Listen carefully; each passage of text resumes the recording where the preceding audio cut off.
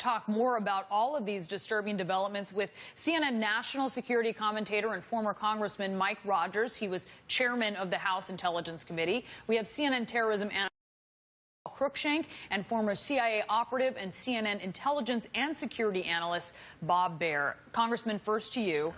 Certainly you're very familiar with al-Asiri, Ibrahim al-Asiri.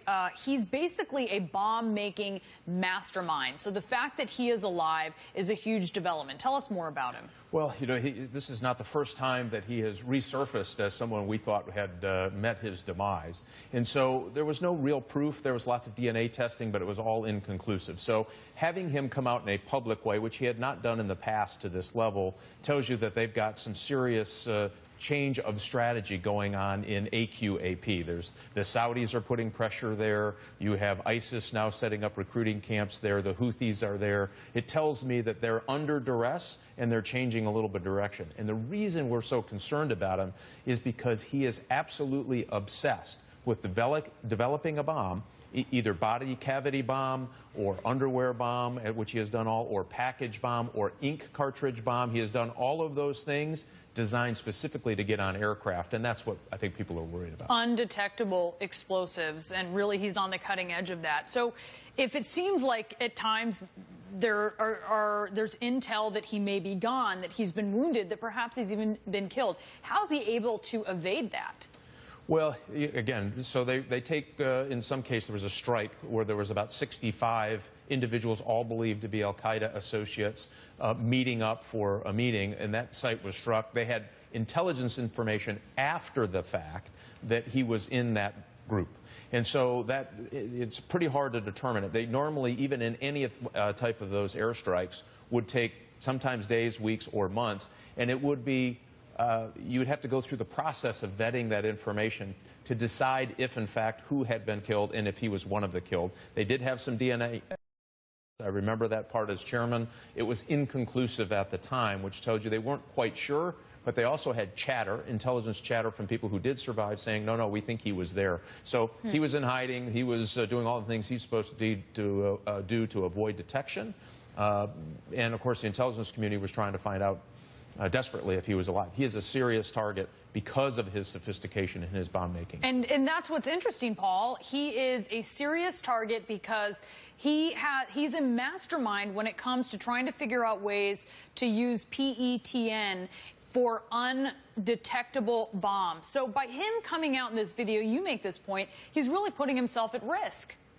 I think it's a rather big surprise that he's come out with this written statement in the past few days. He's taking a very big risk in doing this because presumably he would need some kind of courier to transport this message. And of course, the CIA got bin Laden by tracking couriers, and he actually admits in the statement that he will be criticized by some jihadis for breaking this operational security, and the CIA and other Western intelligence agencies are going to be poring over this statement. It's several pages long for clues about his whereabouts. It, for example, suggests that he's in a rural area rather than a city. Brianna. You have this message, Bob, from Asiri. You have AQAP releasing a new video today urging more Charlie Hebdo-style attacks.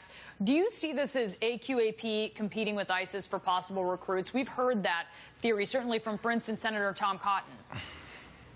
Oh, I agree totally, Brianna. This is competition.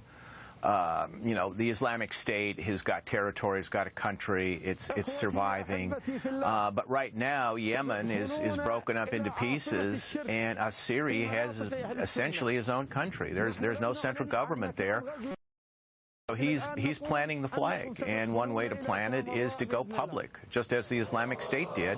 Another way to plant it is to actually succeed in hitting an American target, whether it's an airplane or getting a lone wolf attacker to strike in this country. Yes, it's competition. So you don't, and I wonder if you see any, perhaps, if you see this competition, does this work into the U.S.'s favor or not?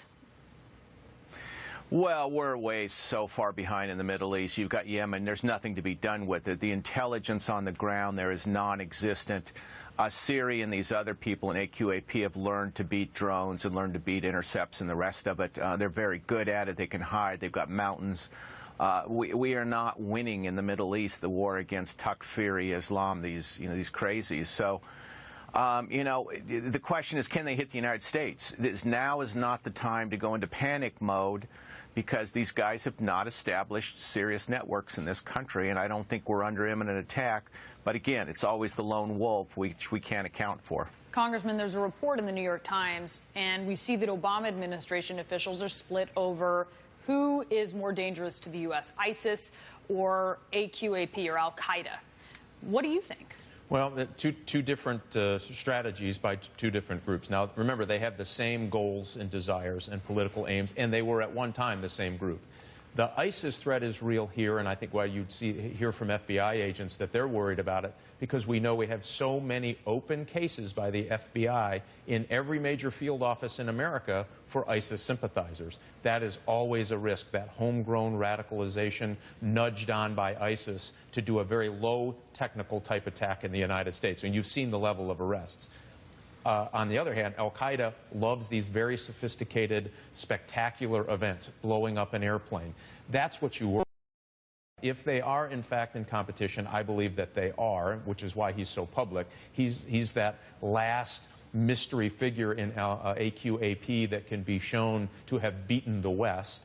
That tells you that they're serious about performing another sophisticated attack. Two different things. You cannot say one is more than the other. It's two different styles and two different techniques to beat them. Both dangerous in different ways. Congressman Mike Rogers, thank you so much. Paul